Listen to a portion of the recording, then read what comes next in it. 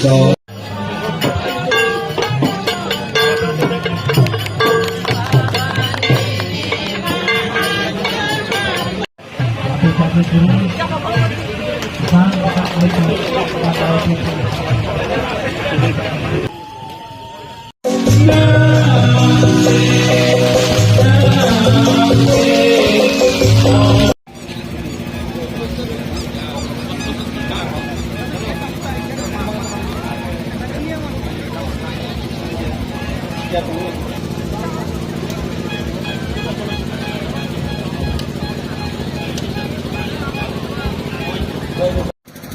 জামাতিয়া হুদার যে আপনারা যারা আছেন তার একটা ইতিহাস আছে, সেই ইতিহাসকে আপনারা সামনে রেখে এখানে বিভিন্ন জায়গায় উগ্রপন্থীদের যেভাবে আপনারা প্রতিরোধ করেছেন, সেটা কিন্তু ওই যে পুরনো যে ইতিহাস তার কারণেই তো সম্ভব হয়।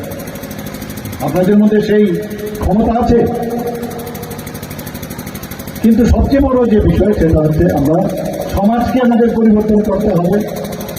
এবং আমি অনেক দিন ধরে রামদাদার এখান থেকে এখানে সবসময় শুনতাম যে জামাতিয়া হুদা, এবং আজকের এই যে বাবা গড়িয়া পূজা উপলক্ষে আমি সত্যিকারের অর্থেই আমি এসে এখানে খুব আনন্দিত এবং খুশি হয়েছি যে আপনাদের ঐক্যতা আমি দেখলাম। এতক্ষণ হয়ে গেল, প্রায় 11:30 বাজে। আমি বক্তৃতা খুব সেটা দিই না, খুব শর্ট।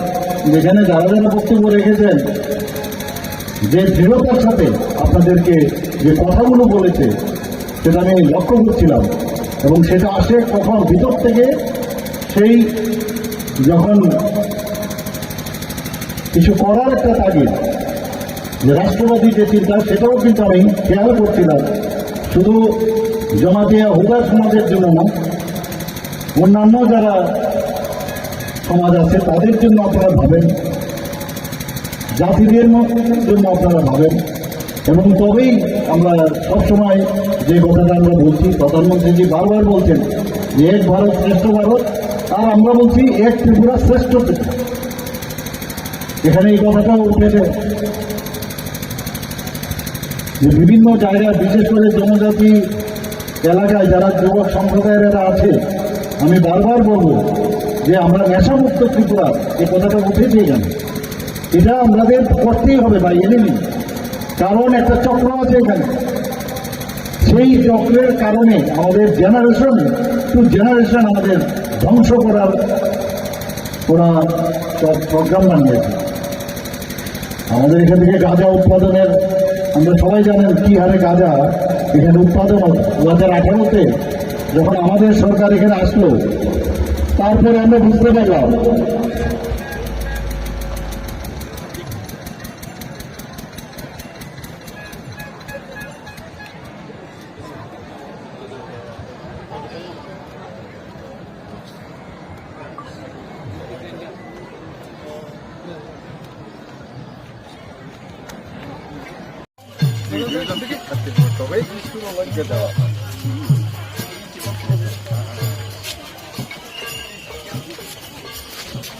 বাড়ির লোক সন্তান কামনা করে